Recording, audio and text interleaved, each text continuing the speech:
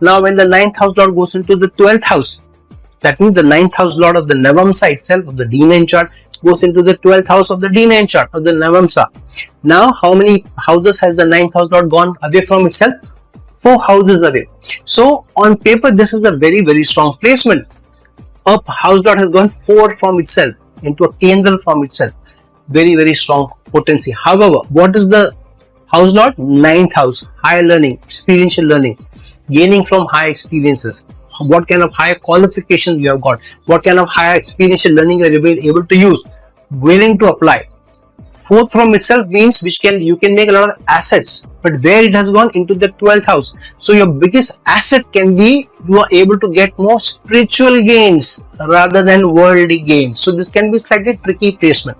But when it goes 4th from itself, which means you should also have a strong faith and belief in your ability to be able to take along your spouse, your partner, because it is the Navamsa, remember, it is the D9 chart, it is the house of partnerships, connections, opposite gender, your partner, your marital partner also. So it means that many times if you don't look at that relationship with a certain degree of spiritual focus also, rather than look at only how much do I gain from my spouse, how good is my spouse in bed, what kind of gains the spouse brings to me from her own work or he brings from his work, from career, how much of profit they bring to me, how much do I gain from them. If you have that, then it is the 12th house, then you lose in that connection, through that connection, because remember it is the 12th house.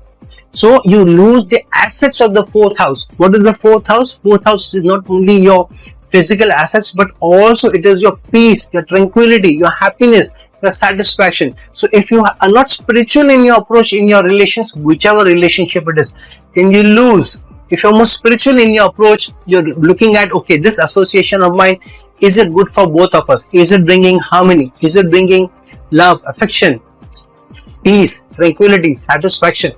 Then when you are able to approach your relation, your connection through that effort, then you get gains from it. And if you're more spiritual in how you work, wherever you work, whoever you work with, so in your connections which the Navamsa represents, be more spiritual. There may be losses, there may be expenses also, but they will be temporary. They will be at the initial stage which is testing you. The zodiac is testing you because the potential for higher learning, higher spiritual elevation is also there. So don't move away or don't fear that initial setbacks come to you, initial losses come to you, initial effort doesn't seem to give you good gains, initial effort seems to be all going into the waste, which the 12th house represents, because the higher assets, 9th house going from 4th from the going into the 4th from itself into the 12th house will come to you later.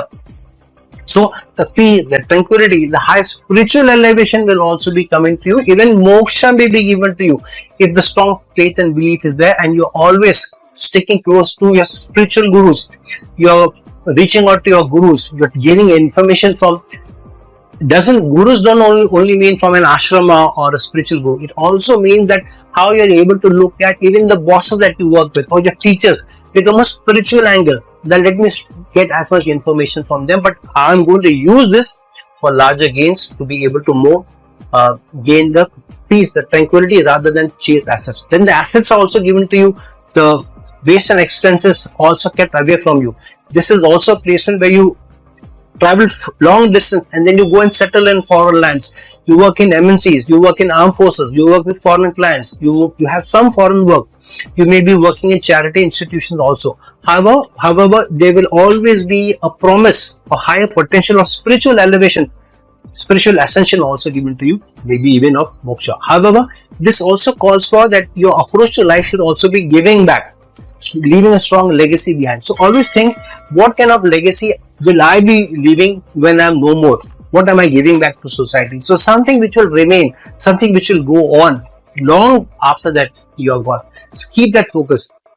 Donate, be willing to work with a charity or working or giving to more people. Be more spiritual in your approach. Then you will find that over a period of time, your connections, your relationships, and will get you more peace, more happiness, more tranquility, even spiritual elevation, and maybe even a chance of high spiritual elevation, even moksha. And assets may also come in over a period of time if you're more spiritual in your approach, if you're more spiritual in your relationship, in your connections.